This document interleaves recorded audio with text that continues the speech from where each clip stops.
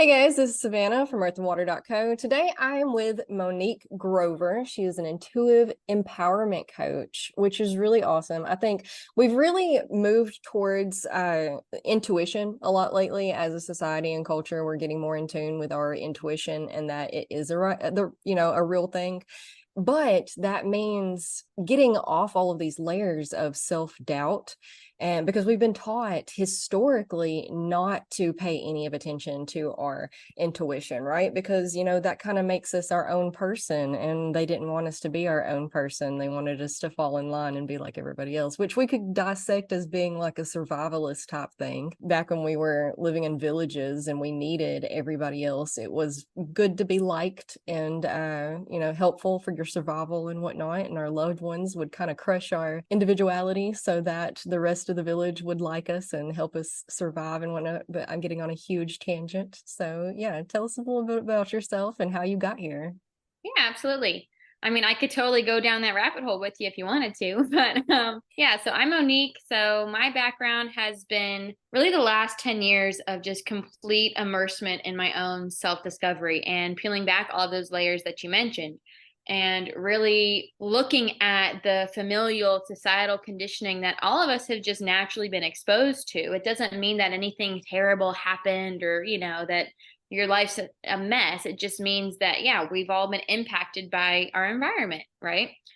And kind of learning to hone in on what we have been conditioned to believe, experience, feel, whether that's emotionally, mentally, energetically, or physically, right?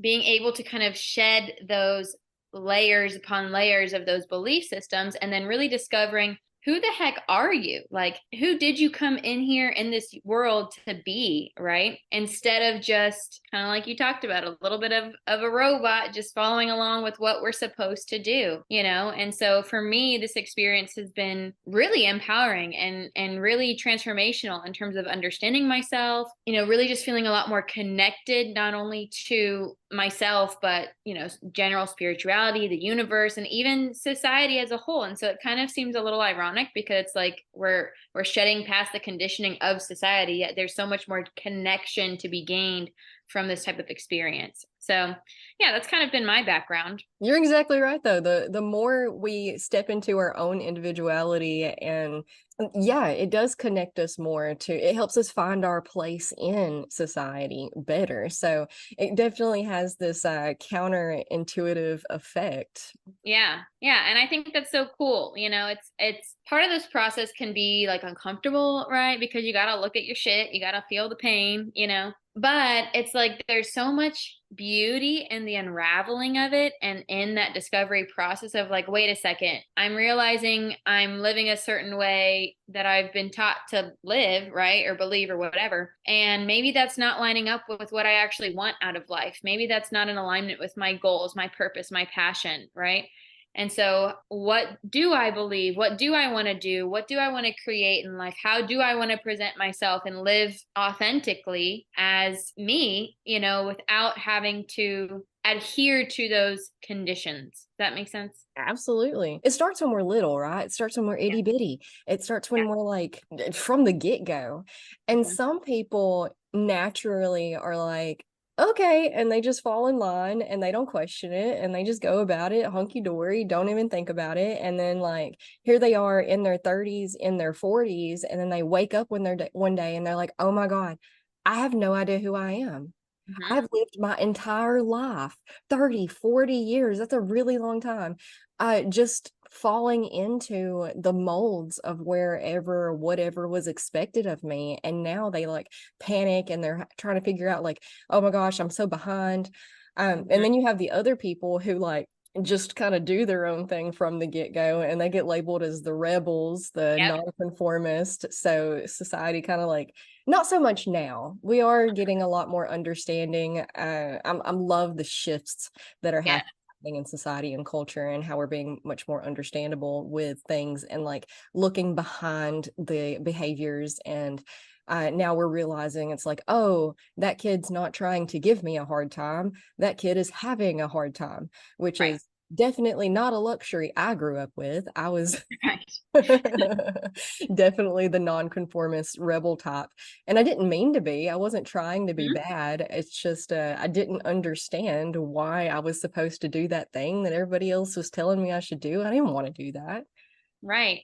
And I think there's so many varying degrees to that level of conditioning of being that kid, you know. Since I was a kid, I taught martial arts for like 10, 15 years. That is awesome. And I grew up doing martial arts and then I ended up teaching at the school and blah blah blah. Anyway, so you watch a lot of kids, you know, you're around a lot of kids and you see all the different personalities, and it's very interesting to be able to watch like a sea of children and be able to notice like the differences, right? The differences in personality, the differences in how they're being presented with, like how they're presenting themselves with what they've been taught by their families, with how they're interacting with each other, right?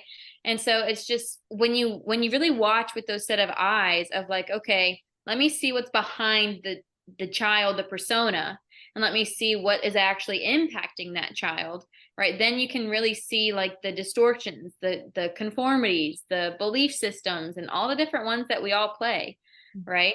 And each child has that to a varying degree. And so again, it's just really, really interesting to see. And then being able to now as an adult look back on childhood and go, wow, I didn't even realize some of this stuff wasn't normal. I didn't realize that this was a conditioned belief. I didn't realize the perhaps pressure I took on, or the emotions I took on, or the physical pains I took on, like really anything, right? Mhm. So it's just like being able, I feel like I'm kind of getting all over the place, but being able to see that and as an adult look back on yourself, go, oh, wow, okay, this is what happened to me. This is, you know, by nobody's fault. It's just this is what happened, right? How have I been living this way? And how have I also been co-creating that pattern into my adulthood, right? And that's what people call their, you know, midlife crisis or whatever. It's like all of a sudden something happens and we realize, oh shit, what the heck how have I been living, you know?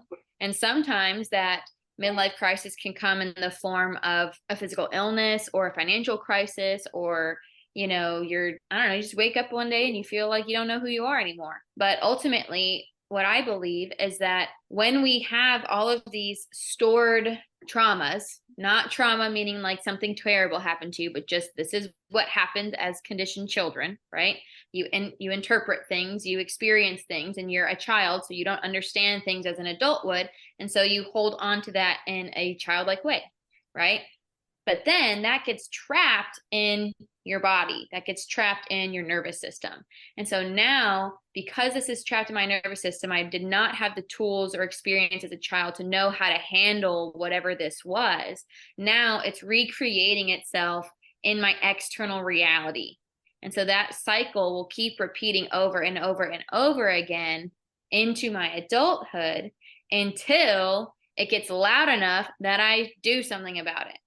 Right. And so when it gets loud enough, that's usually when we have those crises of the, you know, financial problems or the health crisis or whatever happens. Right. And so it's like if we learn how to get more attuned to these cycles and just bring in a little bit more awareness and paying attention to the repeated patterns, because it's always a repeated pattern, right? Then there's so much beauty and magic, like I talked previously about the unraveling of that and really seeing the child. You get to separate yourself for once. Because really, whether you want to believe it or not, you're living as that child now in some form or fashion, right? And so then once you get to start bringing in that awareness, you get to go, oh, whoa, I've been living as a 4-year-old for 30 years, you know, in a certain way, in a certain aspect of life, right? Yeah. And then you almost get to reparent that child, which is why I think society is shifting so much now. And we are becoming so much more aware now, which I think is a beautiful thing, because now I then get to give myself what I lacked at that time, what I wasn't able to experience at that time, the love, the compassion, the understanding, the explanation, whatever it is, right? I'm keeping this pretty general, but that child needed. And then that's where that empowerment comes in, because now it's like, holy shit, I just discovered this whole thing that's been running my life, now I'm able to take action and provide myself with the compassion and love that I need. So that's then going to make me feel empowered to discover, who the heck am I? Well, what is it that I want? Well, now I'm filling my own needs rather than needing everybody else to do it for me, And I think that's what's so exciting and beautiful and empowering, right? Because you're getting to give that gift to yourself, and in giving that gift to yourself, you're just setting the example and showing everybody else around you how to do that as well. And I think that's what's happening right now as a collective, is we're all starting to do this. And then that's why everybody's going, wait, I want to know who I am too, and then we start changing society. Yeah, because there's a shift, right, that has to take place between being in those patterns of what happened when you were a kid, because most of us are just children walking around in adult bodies. We hit 18 and we're thrown out into the world like, all right, you made it. There you go. You're a grown up now. And no, we're not. No, we're not. And empowerment really comes from, I think, shifting from that inner child state to like, oh gosh, I still feel like a kid, I don't know what to do, to deciding that you're the adult now and turning around and parenting yourself, which a lot of people I think are resentful towards and don't want to do, because like, we're humans and we're flawed just by nature, and that's okay. But a lot of us fall into that trap of, well, why should I have to parent myself? That wasn't my job, that was their job. And well, I mean, we can dissect that as much as you want to dissect it. We're just dealt the cards we're dealt, play them the best you can. It is what it is. The past is the past. They lived and grew up in a very different world than we did. And you have to really think about that and experience, like sit around and think about the life that they experienced and how that affected the choices they made and the words they said. And like, should they have just been a nicer person? Sure.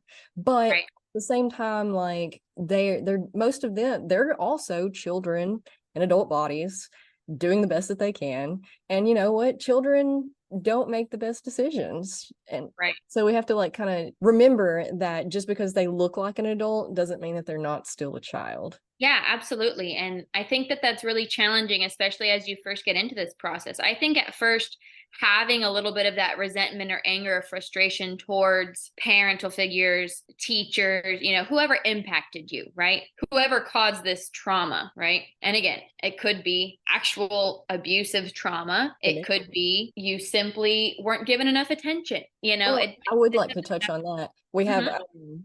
we have like an original energy signature. So trauma isn't necessarily like, oh, you were abused or you were in this horrific incident or anything. Trauma is anything that goes against that original energy signature. So you can have, for example, we'll say two brothers, okay, twins, even like just exact same everything situation that they're growing up in. And if they grew up homeless, for example, that may have a significant traumatic impact on one of the kids, but then the other kid was like, that was the best time of my life. Are you kidding me? We were outside playing all the time. We were camping. Mom was always there. Like, so it just, what's traumatic to one person may not be traumatic to another.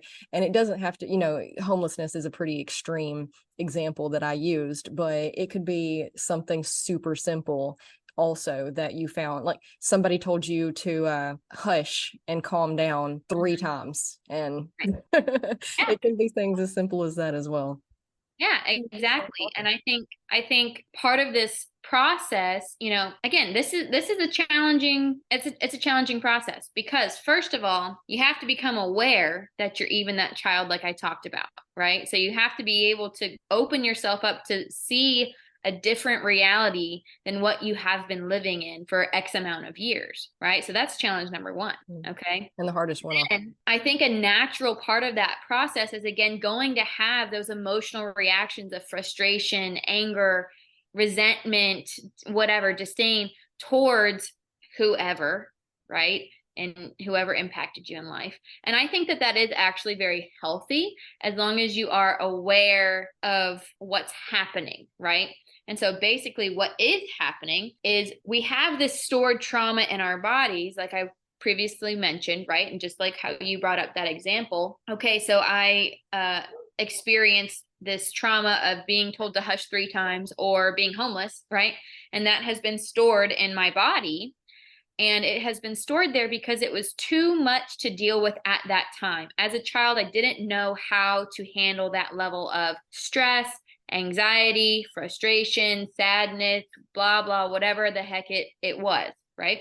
And so then I just went, ooh, better put that away because I can't experience that right now. I have to survive and fit in with society so I can do well, right? So I can live. Can't always have tantrums. Absolutely, right? And so then because it's stuck there, when as an adult we're going back to this, it's like I now as an adult have to re-experience this pain that I really never experienced. Okay. So I now have an emotional release that's coming up, and that pain is going to have anger, frustration, disdain, resentment all at the forefront because that's easier to feel than the actual pain that I was feeling. Right. So it's very natural and normal to have those reactions. And like you said, what I think we need to remind ourselves of is, although, yes, there are some shitty people in the world and people experience bad things all the time, and that's just an unfortunate fact of society right now. I try to remember or remind myself of none of this happened to me, right? Like it was just what happened. It was just what happened. My parents didn't try to create the trauma that I held on to, right? It's just what happened. Because again, we're all going to experience something differently, like you gave with that example with the twins. And so nothing had to happen to you.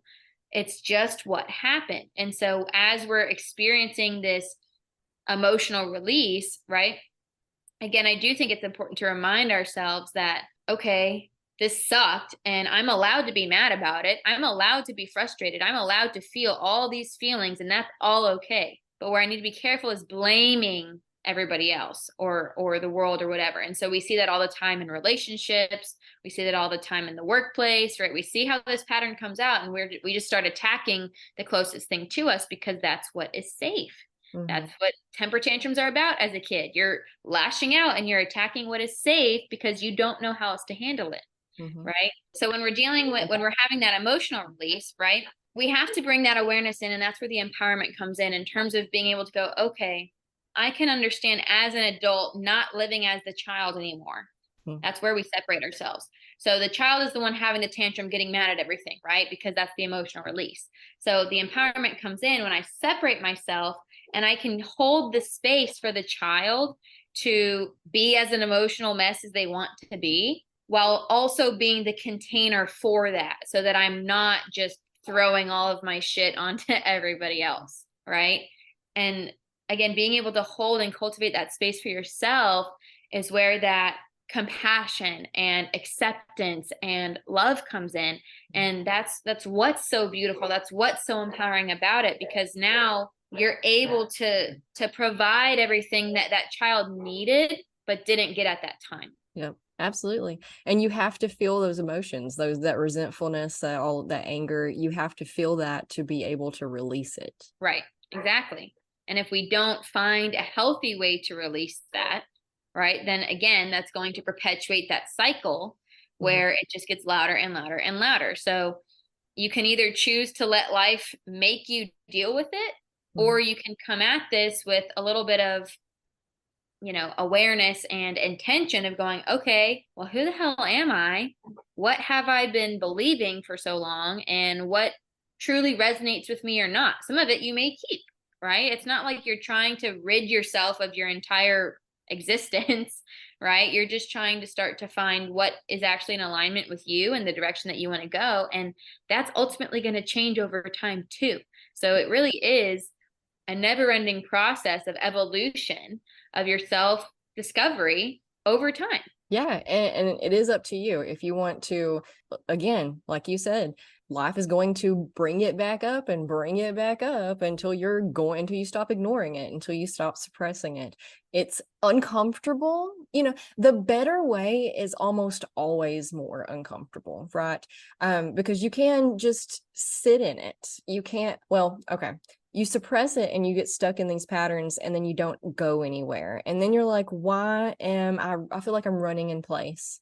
I felt like I was working so hard towards this goal or that goal, but here I am with this again. And well, it's probably because you're suppressing what you need, what you don't want to feel. You don't want to face it. You don't want to sit with it because it is uncomfortable. But if you just allow yourself to sit with the discomfort and feel it fully until it's done being felt, because there is an end. Mm-hmm. And it may be really powerful there for a minute. You may feel like your heart is going to literally burst from your chest, and you may feel it in your throat, and it may feel like heat. There's lots of things, but that is it being accepted. You got to get over to the other side of it to where it's not causing issues anymore, because it will get lodged in your body and literally make you sick. I Right. believe with every bone in my body, every fiber of my muscle, like everything that, are you familiar with the chakra system? Mm-hmm. Okay. Mm-hmm.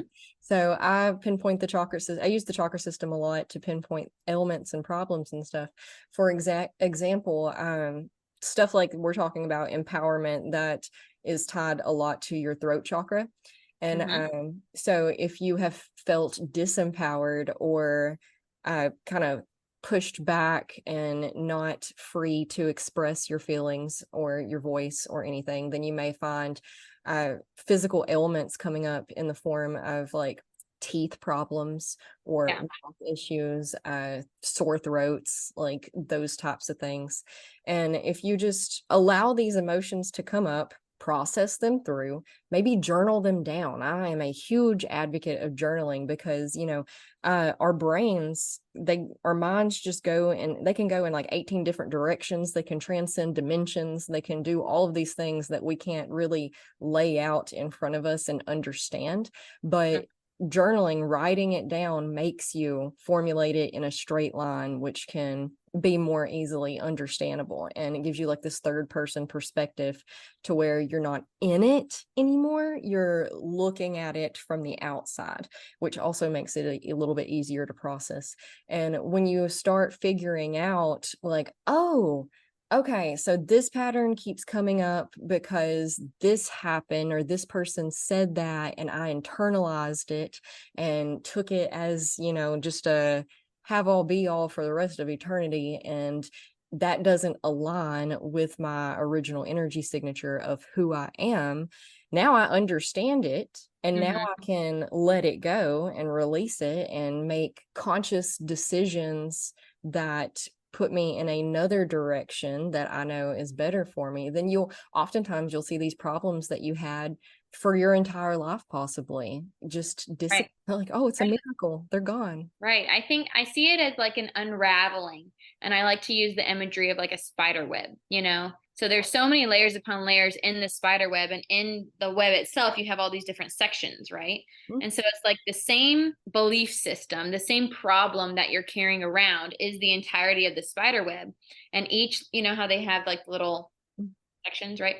So each section could be a different aspect of life that spider web that problem is affecting, right? So let's just take the example of a subconscious belief that I'm not good enough and apply that to career, and then relationship, and then health and fitness, and then just whatever else, right? Whatever other categories of life that you want to that you experience, right? And so the unraveling comes in, and why I think this is part of the challenge of this process is that, okay, I might have revealed something over here and now I'm feeling better about it, and then a couple of weeks later it gets pinged again, but it's over in this category, and then I deal with that, and then a couple of weeks later it gets pinged again, but it's over in this category.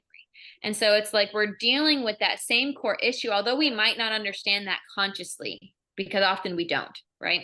We don't understand what's happening consciously. We're bringing the consciousness, the awareness to that within the unraveling that we're doing with the examples like you gave of being able to journal, tap into the chakras, all the different modalities you can use to get into it. But that's where that unraveling begins. And so some people are able to have huge shifts where like they sit with it one time, they're like, man, it's gone. Lucky them.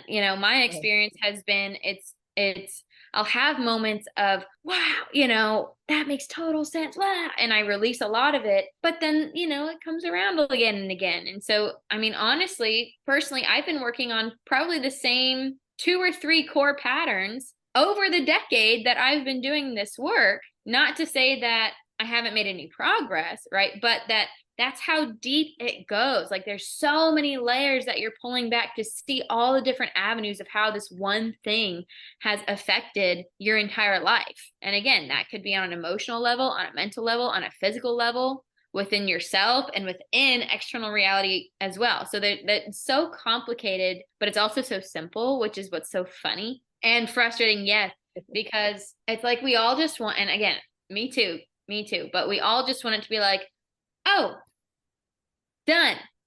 And it's like, just kidding. Sorry. It's going to come back again, but the point that I try to help people with and help people understand too, is that again, how long has it been stored in your nervous system? X amount of years. It's going to take some time for it to undo itself, because also your body is now feeding off of this chemical addiction to this blockage that was in your nervous system, right? So it's not just a mind game, it's a physical component as well, and so I think that's also why I tend to be more alignment with like holistic health and nutrition, and that all makes a huge impact. If I can heal my body from outside as I'm healing it from the inside, well, then you're set up for success. It's still going to take you some time, but you're set up for success.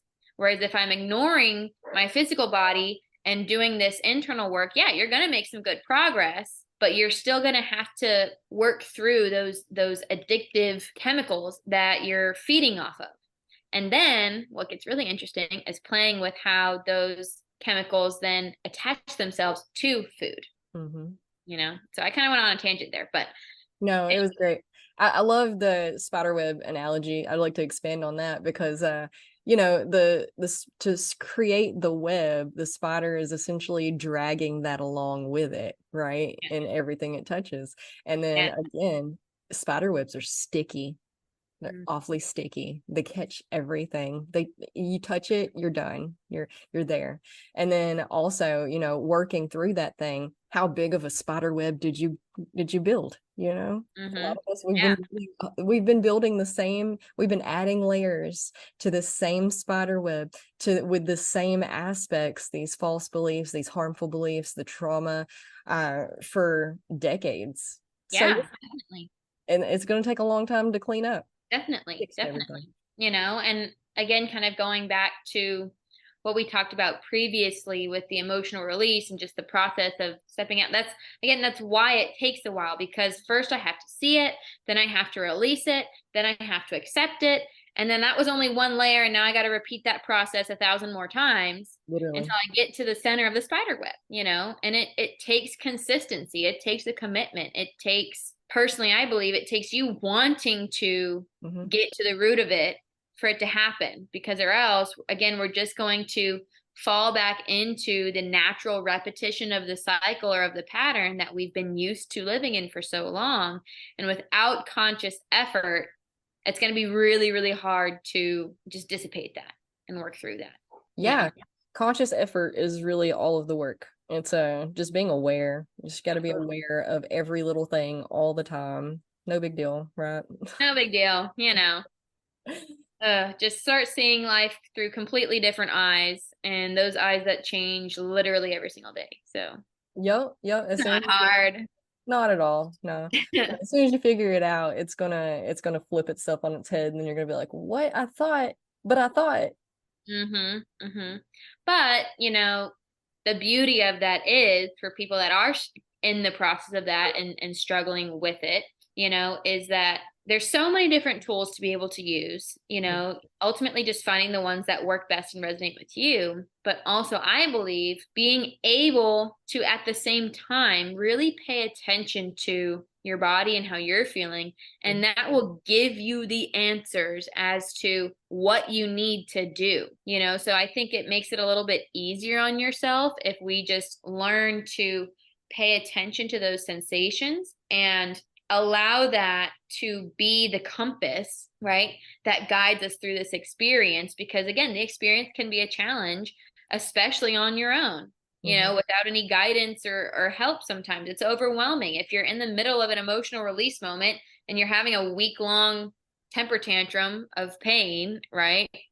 Yeah, that's going to be a little hard to work through and remind yourself to be this awakened, aware person, right? Because you're in that moment of emotional release, embodying that child that needs to release, right? And so again, finding the tools and being able to a degree, systemize it. I don't want it to sound super rigid, but in a way, systemize the process for yourself so that okay, and again, this takes practice, but okay, here's the pattern. I'm aware of the pattern. Now I can do this, this, and this for me to experience the feeling. And then I can do this and this to work through that feeling. And then I can do this to then discover for myself who I actually am. So there is some solace in terms of being able to find a process for yourself that can guide you through it so that you're not just feeling like a fish out of water all the time. But I will say that again takes some practice and consistency to be able to get to that point, because at first you are going to feel like you're drowning a little bit because you are, Yeah, and no, having systems is good, and there can be as much or as little rigidity to systems as you want to. And just like, everything's a cycle anyway, and we always circle back to our cycles no matter how healed we are or how much work we still have to do. And just knowing self-awareness is knowing what works for you and what doesn't, so that you come back to your systems in a sense of sometimes what works for you today won't work for you the next time.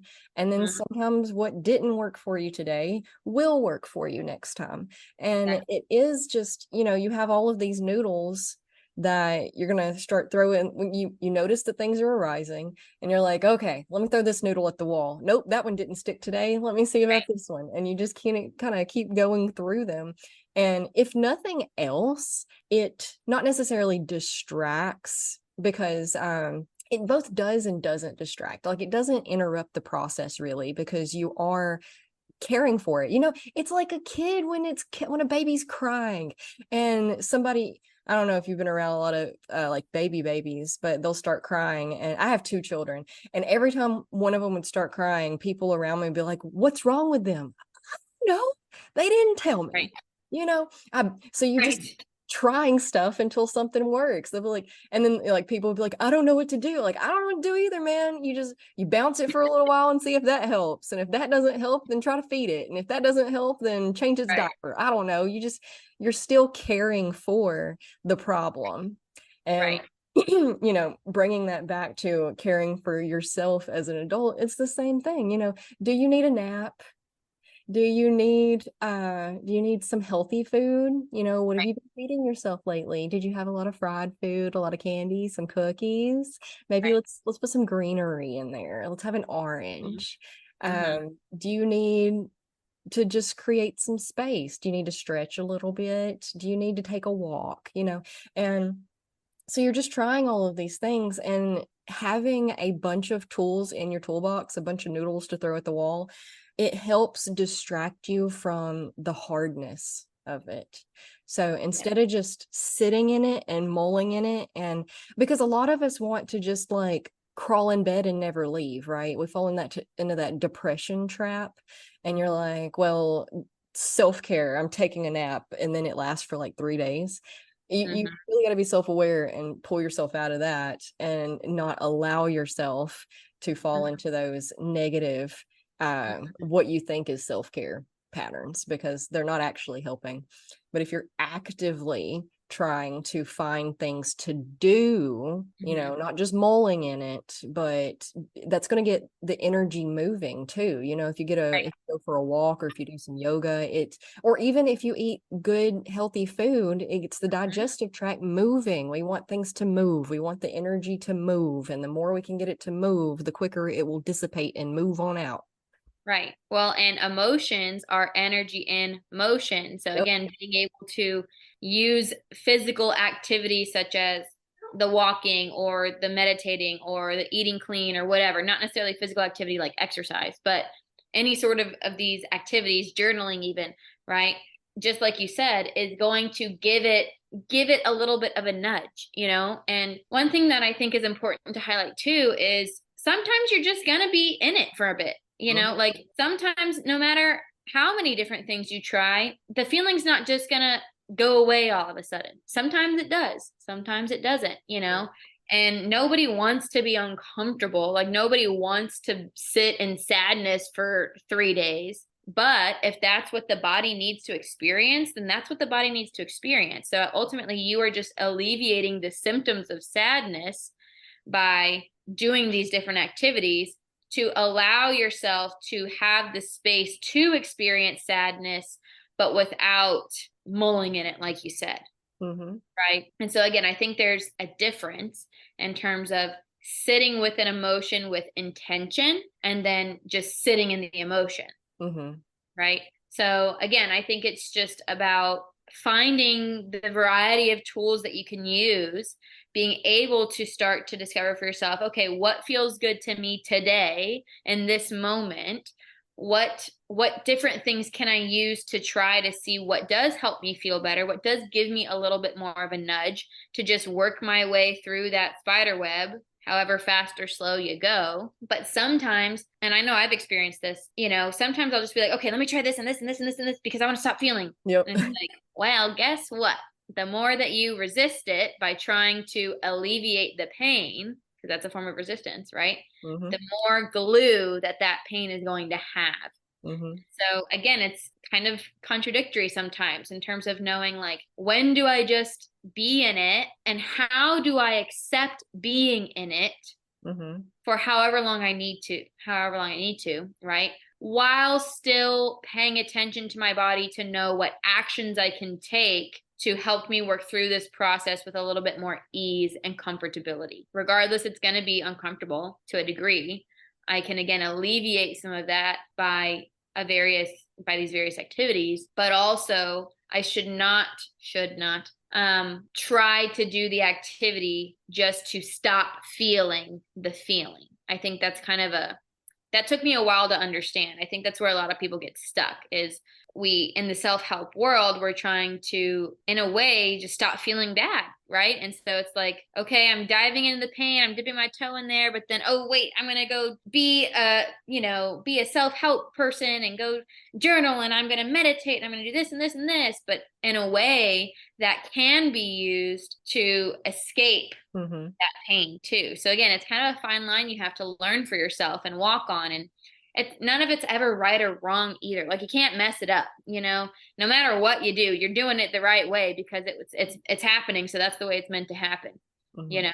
So there's a bit of reprieve and understanding that. But again, it just goes back to what is your body telling you? Like can you listen enough to get guided as to what you need to do or experience to get you through that spider web and ultimately unleash or unveil that discovery of whoever the heck you are, you know? And again, that's where that empowering state comes from, because I've been able to take myself through this web using tools, bring that acceptance, bring that awareness, bring that love within all the many stages of the process for me to finally one day be able to go, oh, I just don't feel that way anymore, you know? Or maybe I feel it every once in a while, but it's just like a little buzzing rather than like a pounding, you know? Yeah, all encompassing versus, yeah, that happened. Right. Because I mean, we are still human. So we're ultimately still going to experience these things to a degree, no matter what we do, because this is life, right? But it doesn't have to control us as much as it previously did with those original conditionings, that we again grew up experiencing. Yeah. Yeah. Empowerment is at the end of all of this. And it's not really an end, but like you hit a point, because you have to kind of process the trauma. You have to unpack everything. You have to understand or not understand and accept that you don't. And then you have to touch on, to figure out what aligns with you, what doesn't align with you, what aligns with you, but goes against everything that everybody claims is quote unquote good or bad. You got that darkness, right? That shadow work because we all have pieces of us that, and I think a lot of empowerment comes from that shadow work of recognizing that you do have a little bit of a darkness in you, because we all do, but we most of the time don't want to accept that. We don't want to, because we want to be good people, right? We're good people. Well, again, nothing is really good or bad in the actual universe and energy. There's no good or bad. Good and bad are concepts that humanity has created and are trying to understand how to interact with one another in our lives. And like, sure, you have more desirable aspects and less desirable aspects, but even that is pretty relative. And so you really have to learn that pretty much everything is grayscale, everything's a spectrum.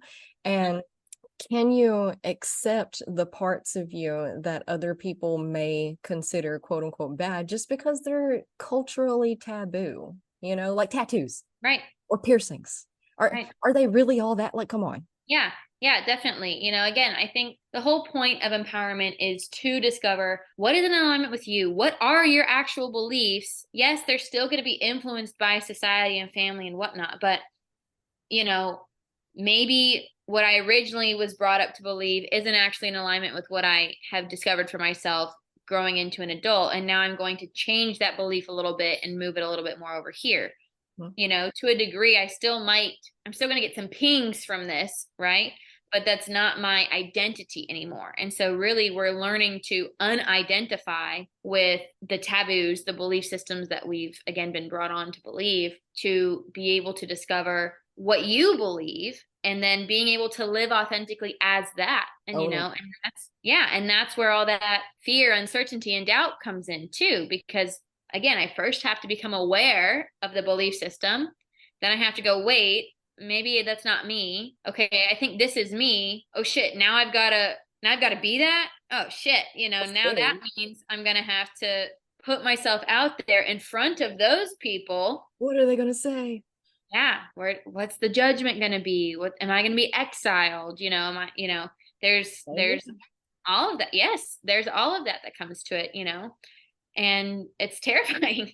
It's terrifying, but it's also beautiful. Like, again, there's so much beauty in this process, I believe. Yeah. And although I might not think it when I'm in it, I still go through my shit, right? But the beauty is just that there really is nothing else like stepping into who you are.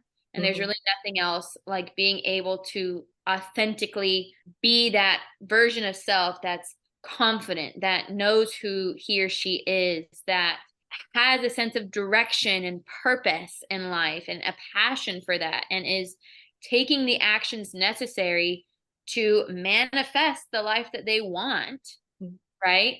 And does that mean it's all going to be perfect and you're going to, fart rainbows and eat unicorns? No, that's not what's going to happen, right? But I can start to live in a space of just so much higher alignment, with so much more connection, finding your groups of people that do believe and think and similarly to you, expanding that knowledge and awareness, expanding that perception, right? And starting to understand that there are various ways of living and existing versus the one way that we were taught originally, right? There's so many more cultures. There's so much more to learn.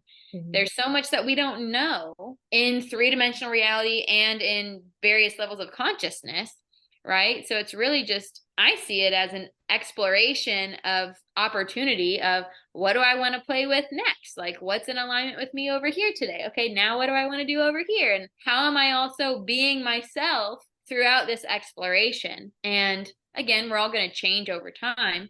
So as I'm exploring, going, oh, I like this, I'm going to hold on to that. Ooh, I like that, I'm going to hold on to that. Okay, well, maybe I don't really want this anymore, and maybe I don't want that anymore. And, we're just ever evolving to continue being the authentic being that you really already are.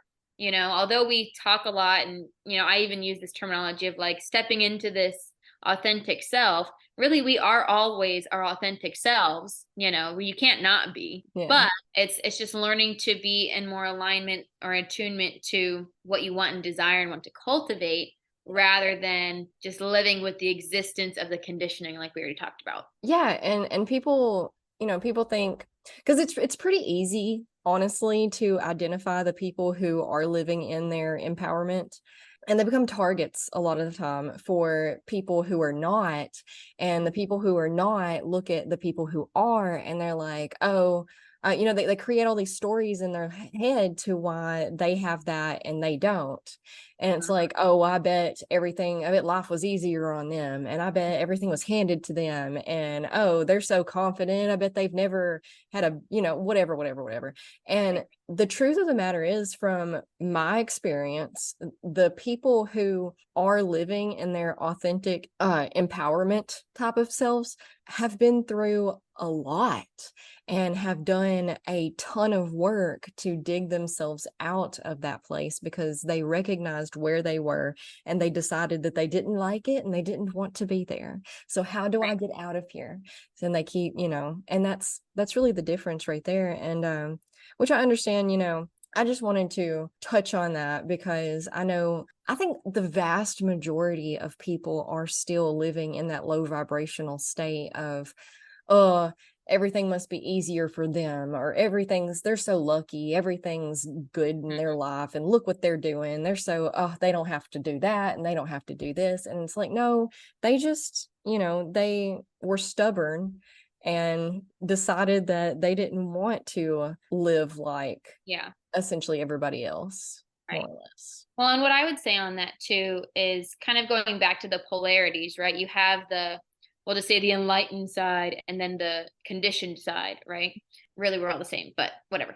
Okay, we have these two polar opposites that have really experienced similar things, but are just living in two different ways. And I do think there's a lot of people on this enlightened side that do have a little bit of sometimes comparison and shame and blame to this side of the realm. And then obviously this side of the realm having the comparison, shame and blame, and jealousy and whatnot for this side of the realm. And ultimately, regardless, there should really only be compassion for everybody. Because like you said, this person has only really gotten to this point, not because they were handed it to them, but because they did the work that we've discussed that is challenging and dealt with the trauma and the pain and all of that, right? Whereas this person hasn't yet done that work. It doesn't mean either one is right or wrong. It's just, okay, we all need to have compassion for everybody's stories and understand their perspectives of where they're living from. It doesn't mean it's right or wrong,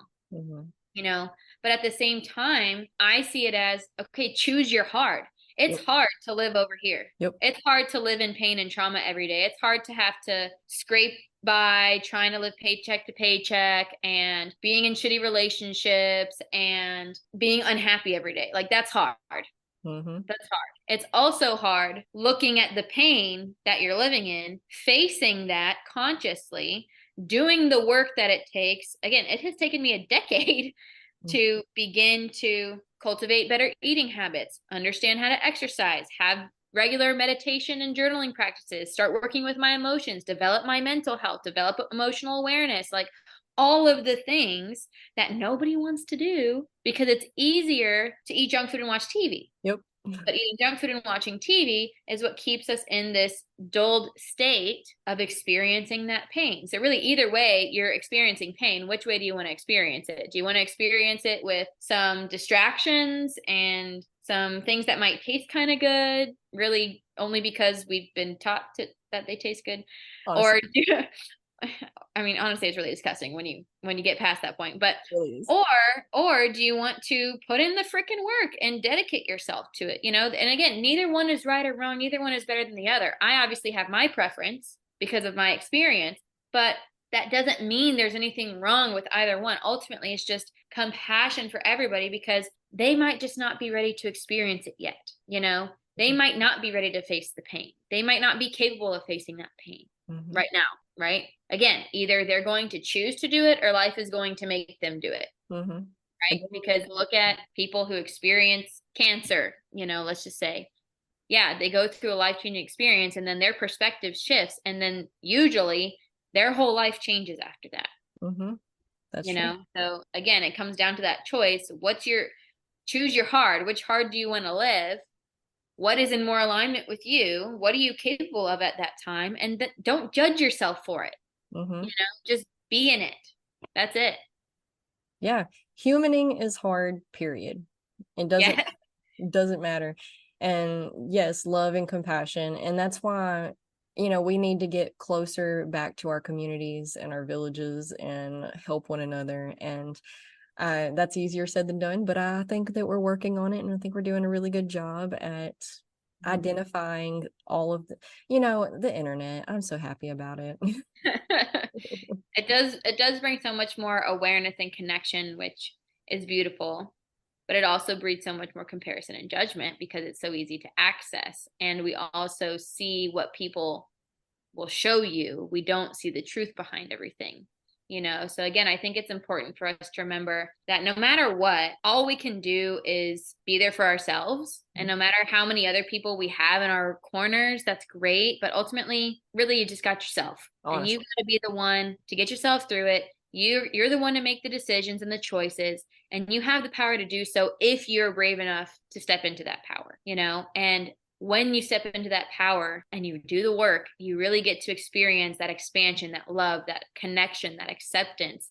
And then in doing so, you yourself, just by enacting that, gets to spread that light and set an example almost to everybody else in your realm that's experiencing pain, because we all are, right? How to do that as well.